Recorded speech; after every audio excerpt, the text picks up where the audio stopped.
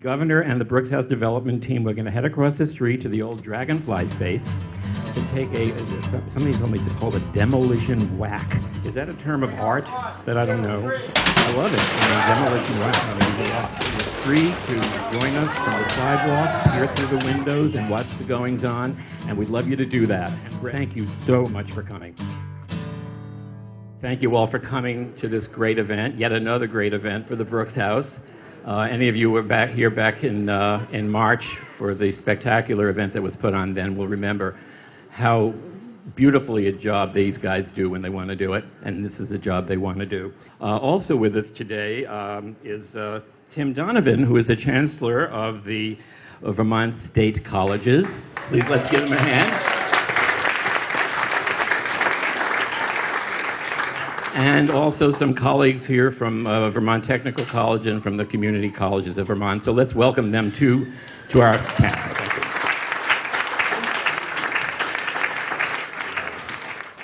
You know, we hear a lot of talk lately about bright young professionals and the wisdom of having them at the table and giving them voice, as they're the ones among us who will shape our beloved Brattleboro's future. I can't think of 5 more perfect exemplifications. Any town would be delighted to have folks like Bob Stevens, Craig Miskovich, Ben Taggart, and Peter and Drew Richards, forward-thinking, generous of time and energy, risk-taking, and motivated by love of community. Let's give them a hand right now, please.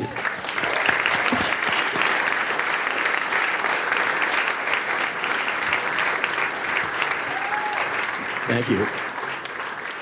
Well, now at last, the Brooks House will be making her triumphant return to downtown Brattleboro, to our state. She'll once more inspire us with her vitality, engage us with her versatility, and attract a new wave of visitors, local and from away. Wow, do we need that. Representing that team, ladies and gentlemen, I give you Mr. Bob Stevens. Bob.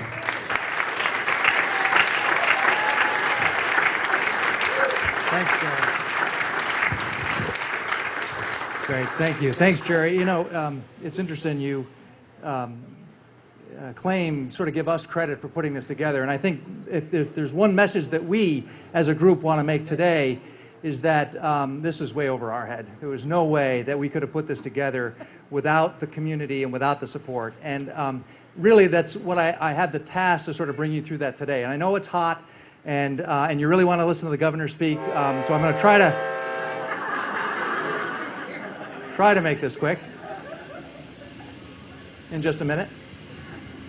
Today is really marking the transition of what we've spent the last 2.5 years trying to get this project off the ground to starting construction, really knowing that it's going to happen. But for us from the beginning, this is really more about, it's more than a project. It's really about the sort of transformation of this town. And by that, I need to explain what I mean by that. You know, Brattleboro took some hits. We had the fire a little over 2 years ago that emptied that building out, that put 60 people out on the street. The fire department, the town, wonderful job in responding to that, saving that, and at least kept the building whole. 2 years ago, we had a flood in this town, and again, you know, the town stepped up, took care of that. But even before then, the thing that we realized as we started to work on this building to put it back together, this town has been sort of slowly declining from an economic standpoint to the point where our marketplace, our merchants, our residences could not really afford to pay the rents needed to rebuild this building. So a year ago and 3 months, we were sort of looking at this building and saying, you know, what do we do? Do we let this building sit and continue that economic decline, or do we find some way to put a project together that doesn't make any economic sense, because in some ways we have to, and because in some ways, you know, we need to find ways to sort of turn this community around and make it prosperous again. It took a lot of different people to put that together, and I'm going to try to quickly walk you through all the folks that did that. It starts with the public sector. It actually starts with the governor. Quite frankly, you know, the governor was down here the day after the fire. Early on, you know, he put together the sort of understanding and the vision that there was a connection between higher education and downtown redevelopment, and suggested that the colleges could be an anchor tenant. I think he knew before we did that we needed to have an anchor tenant or this was never getting off the ground. And then it went through the legislative process to find money to allow that to happen. Quite frankly, we could have never done this project without that vision and without the colleges coming back into this building. In addition to that,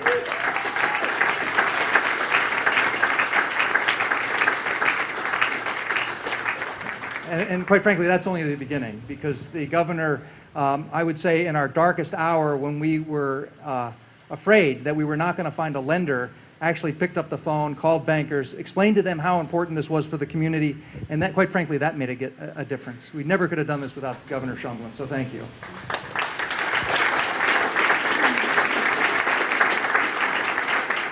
So, public sector did further than that. The state early on identified a funding source. As I said before, the economics didn't work. We knew it was going to cost more to rebuild this than we could ever borrow, because the building isn't worth that. The Community Development Office of the state identified a grant source for us of $750,000. They've been great to work with. We got approval for that. At the 11th hour, when we had some financial problems, they upped that to $800,000. They've been working with us from day one, and again, thanks to Jen Holler, Josh, Carl, and our team, Tom Apple and Sarah Brennan, for putting that together and making this project happen. Another agency at the state that was key to this was VEDA, Vermont Economic Development Agency, I think is the official name. They play a very important role. We're able to borrow, say, 80% of the appraised value of a building. VEDA steps in for that other 10% and does it in a second place, as you'd say. So VEDA was able to step in and find $1.4 million for this project. They were great to work with. They were stellar, probably one of the easiest lenders that we had all throughout, and Bill Roberts was the person from them. I want to take a moment to especially note the other sort of public entity that's been helping us from day one, and that is the town of Brattleboro. The town was there after the fire. The fire department was there. Barb and Pat from the municipal office, the select board, 2 select boards now we've gone through, have made this project a priority from day one. Everything that was in their kit of parts, they've done for us. We've got a loan, a community loan through the town. They stepped up and facilitated and helped that grant come down to us, that $750,000 grant. They worked a tax stabilization deal out for us. Again, there's no way that we could have done this project without the support of the town. And Patrick, Barb in particular, thank you for all of your help. And select boards, thank you for getting us where we are today.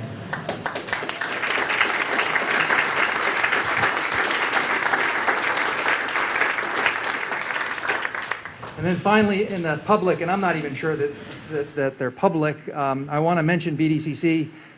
Several of us sort of work and volunteer with BDCC, so we talk to them all the time, but they play a role, advice, counsel, connections. They've been supporting us from day one.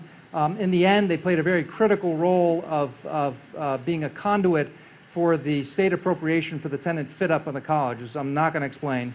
Too complicated, but in any case, they structured a way to bring that $2 million into this project, and it's been a great asset. So Jeffrey, Patch now, the rest of the BDCC team, thank you for helping this project get together.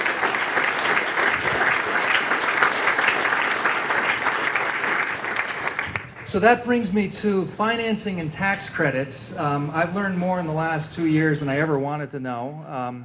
But quite frankly, that was the key. The tax credits in particular were the key to sort of this being in any way a viable possibility. And you think that this is all business. You hire a bank and you say, look, is this credit worthy? Will you give me the loan? It is. There's a lot of that. We've spent a long time sort of proving that we're credit worthy. But there's more than that. Every one of these agencies have community conscience. Some of them have a mission to help communities. And quite frankly, if they didn't have that mission, they wouldn't be dealing with us, because I'm not sure that we meet the true test of at least an easy lender, if you will. So to start, right at the beginning, Vermont Rural Ventures and MHIC, Massachusetts Housing Investment, sorry, can't remember the last of that, Corporation, thank you. These are entities that are set up to channel new market tax credits into projects like this that serve a community purpose.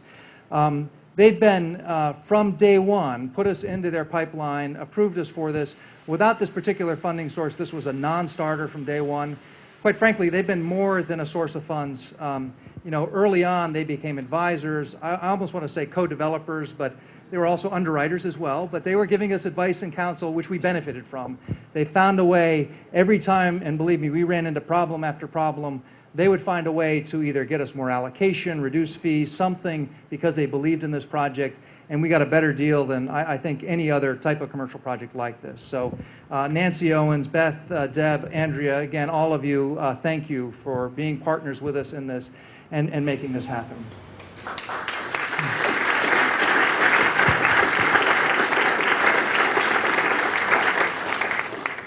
U.S. Bank is another partner in this project, truly a partner for us in this project.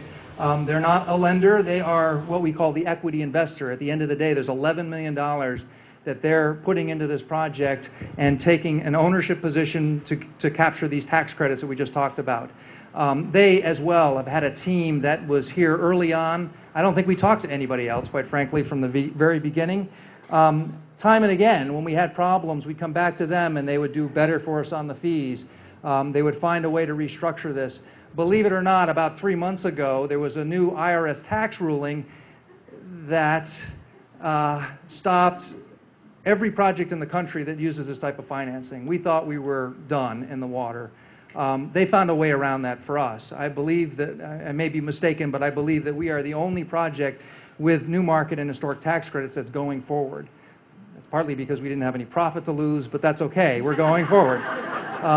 But a great thanks to U.S. Bank and Laura and Nicole for truly being partners in this project to get us where we are today.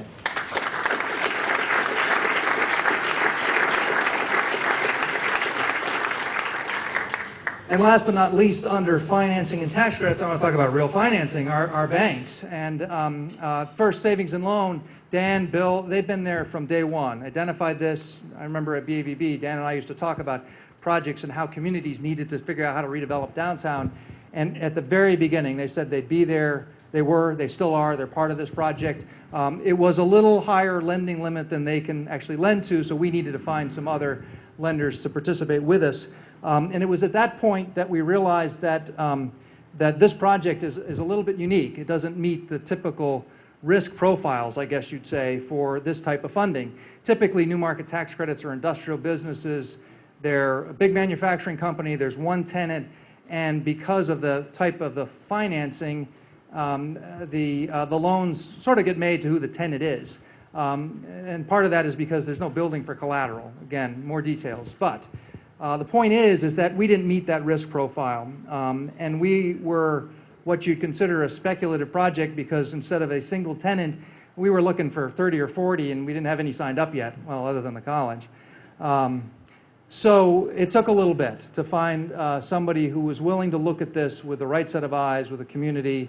Brattleboro Savings and Loan was instrumental to that. Mascoma Bank, in the end, who had done new market tax credit projects, stepped up, came up with the almost $7 million in long-term financing and another $5 in bridge financing to put this together with a number of caveats.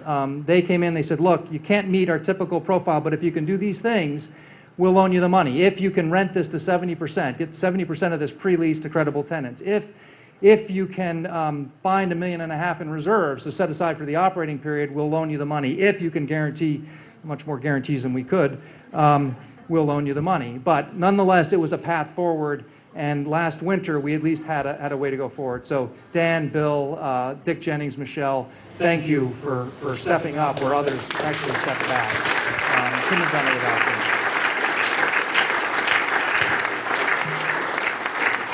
So there we were, maybe this was December.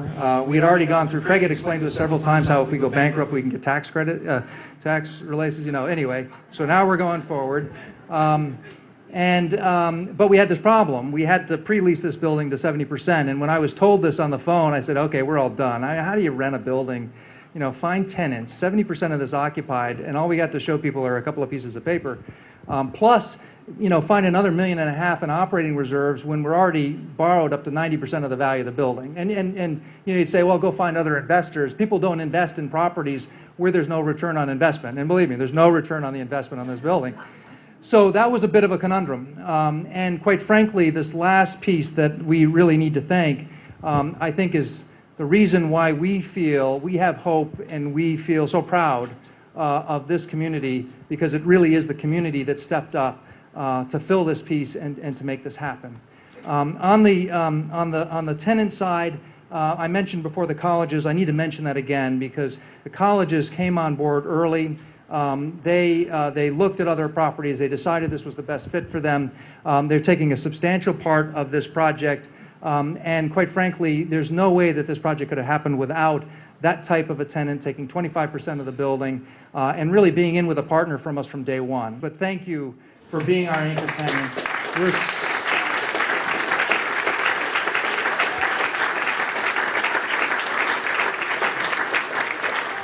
Thank you also for the great work that you do for education, workforce development. It's going to be a great boost to this community to have you downtown.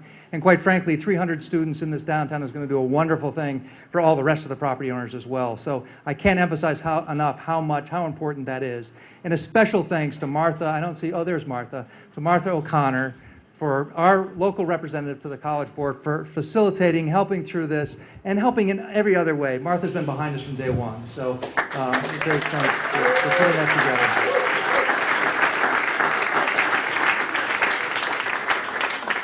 So that was 25%. We still had 70% to go, or whatever the difference is.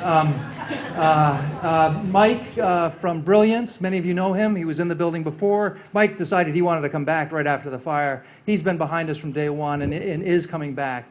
Duo Restaurant, we introduced Stephanie and Keith last time. We think they're going to be a wonderful addition to this town. The energy, vitality, they're going to take that corner space right across the street in a new restaurant. Again, I think a great addition. And Oak Meadow, who was was the final tenant that put us over the top, actually, at our open house last time. You know, they're in a perfectly fine space at Cotton Mill Hill. They're a great business in town. There's no particular reason for them to come down here other than that they wanted to be part of the downtown and a great project. So we thank you for stepping up and taking the risk and signing up with just a piece of paper.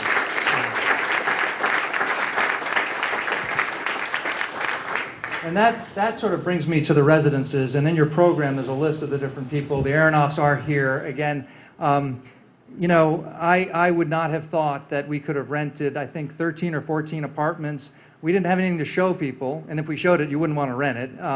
And, you know, we had a piece of paper and a vision and a dream. And all these people, Jerry and our community, others, bought into that dream, believed that this was going to be a great place, and signed up. And without their support, without them signing up, we would never have met these pre-leasing requirements. We would not have gotten the money. So thank you all, and thank you to Jerry in particular for cheerleading us through that.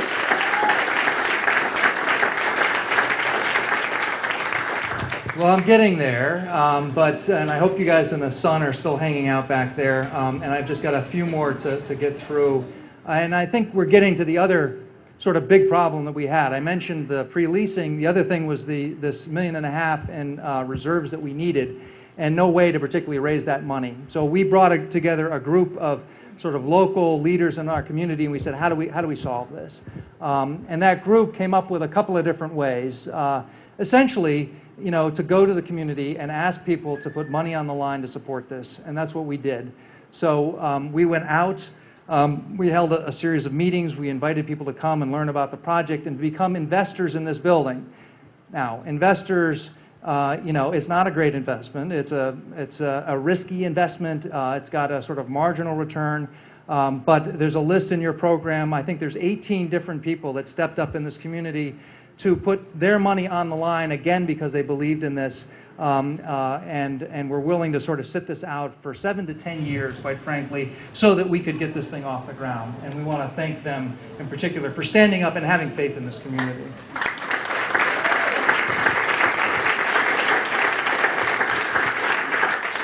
I also want to thank Mara Williams, who organized and managed all of that for us, and we certainly couldn't have done it without Mara, as many of you know Mara. There's one individual.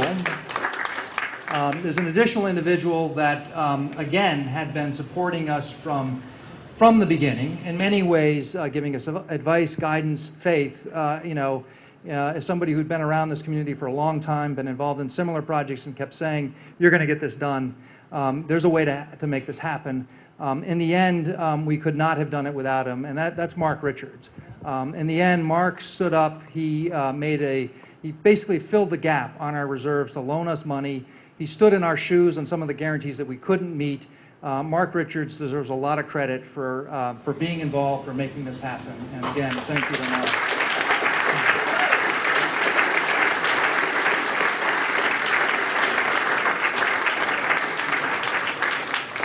So as you can see, this is why we say that this is over our head, that we couldn't have done this without the community. It really is the success, and I think indication of the future success of this town, because people can come together and get this happen.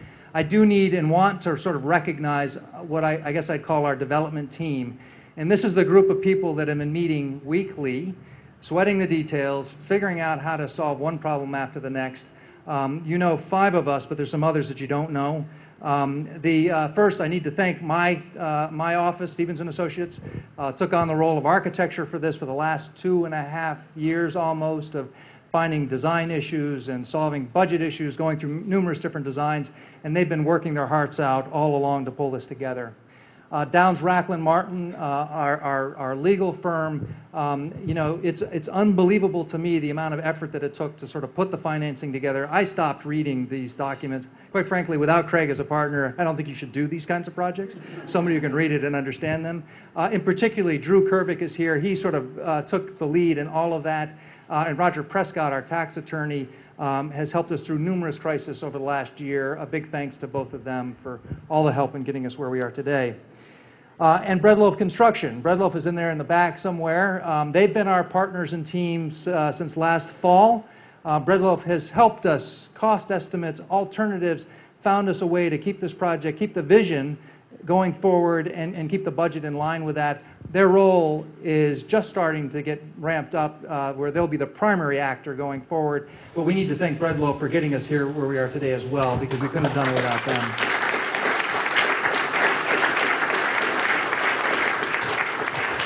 And finally, I'm almost done. Sort of the inner circle, if you will, the people that meet every Thursday morning and sort of work through these issues. The first person I want to mention is Stephen Morse, who's here. I saw him. There he is. Mr. Morse has been helping us since last summer. Advice, guidance, steering us through the process with the state. Stephen, again, we could not have done this without your help and guidance, so thank you.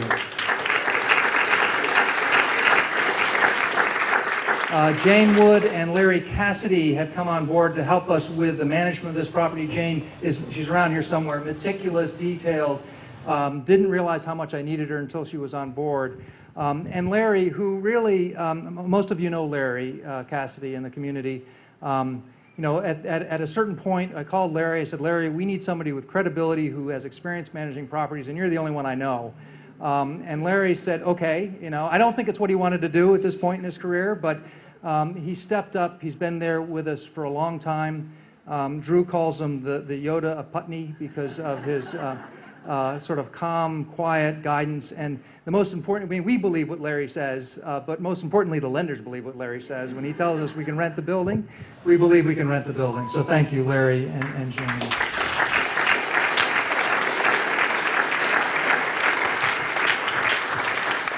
And I've saved the last couple.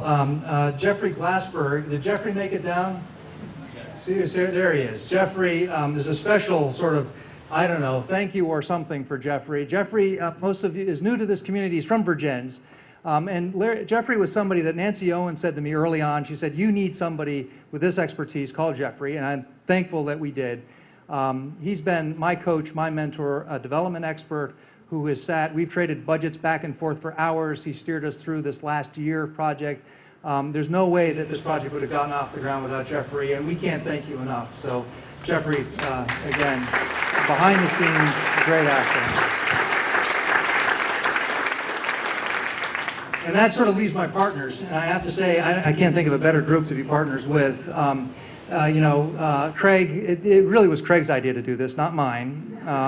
He said, you know, we can do this. Yeah. I can't remember what the term was, but there was something about dumb money and a coalition of the willing, I think, and so here we are.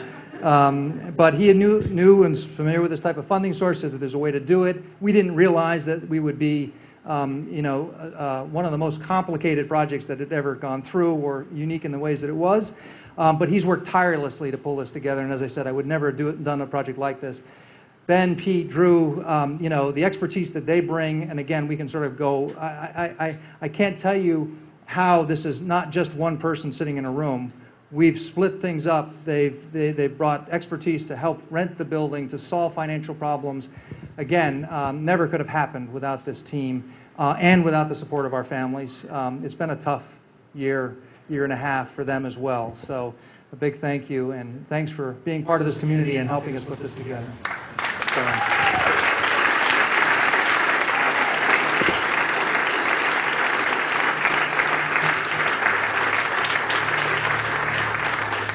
Well, ladies and gentlemen, may I present the Honorable Peter Shumlin, Governor of Vermont.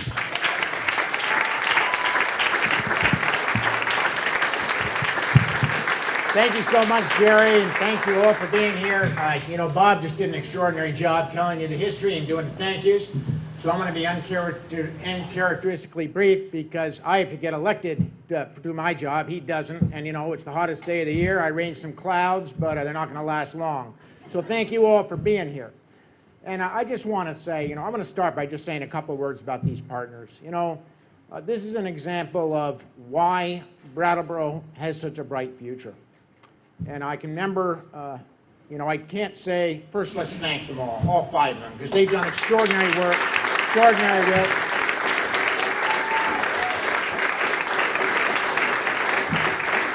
So, thank you, Bob, thank you, Craig, thank you, Drew and Peter and Ben. And I just got to say a word about Drew, Peter, and Ben. I don't know Bob's grandparents, and I don't know Craig's grandparents. But I can tell you that Bobby and Ed Richards would give anything to be sitting here right now. I'll never forget when Jeff Shumlin, my little baby brother who's here, and I were just starting out in business, second generation business in Windham County. And we were doing a lot of business in those years with, of course, Lion Travel and Richards and Sons. Wasn't called that then. And Ed and Bobby Richards just believed in 2 things. They believed in community, and they believed in young people achieving success. And if they could be here now, after the good blood and genes of Ed and Liz and Linda and Henry, they would say, you know what? This is pretty darn exciting.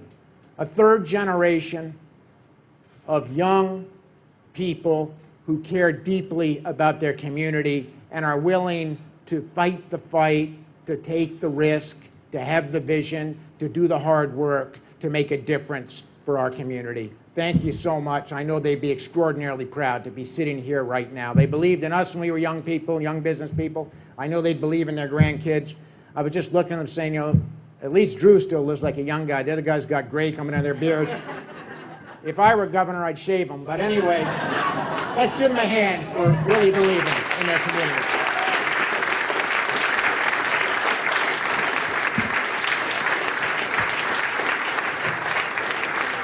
And the only other folks that I was actively involved in, I just got to give a shout out to Mascoma. They came up to the plate when others wouldn't. And they were willing to basically say, hey, we're going to work and we're going to make this work. And I'll never forget giving Kathy Hoyt a call. I was calling a lot of bankers at that time. These guys were having trouble getting the loot they needed. And Kathy Hoyt and Mascoma said, we're in. And that takes courage. So thank you so much.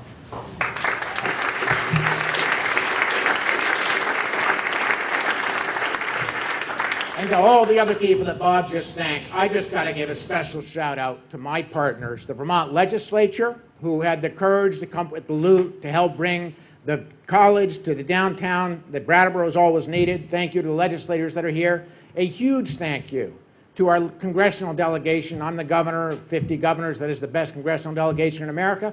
But without that federal funding that is trickling through this project, in addition to the state, Senator Pat Leahy, Senator Bernie Sanders, Congressman Peter Welch, we wouldn't be where we are, so keep them coming. And finally,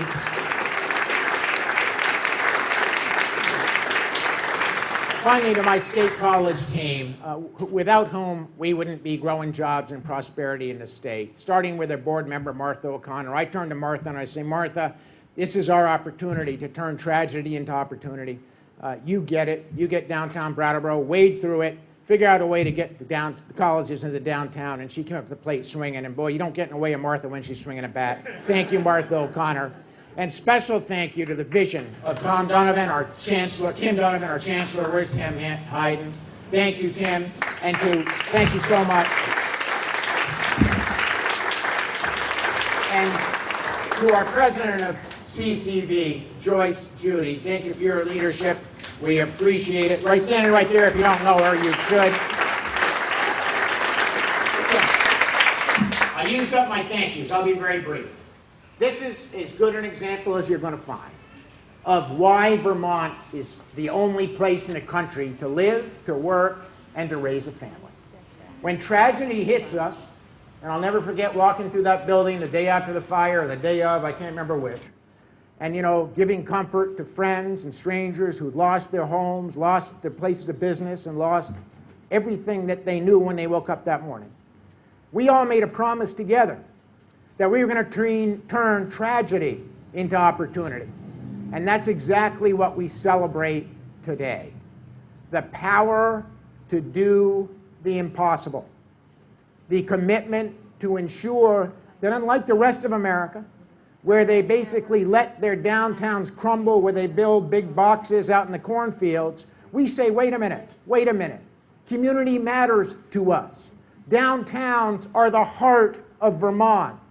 Community is the heart of Vermont.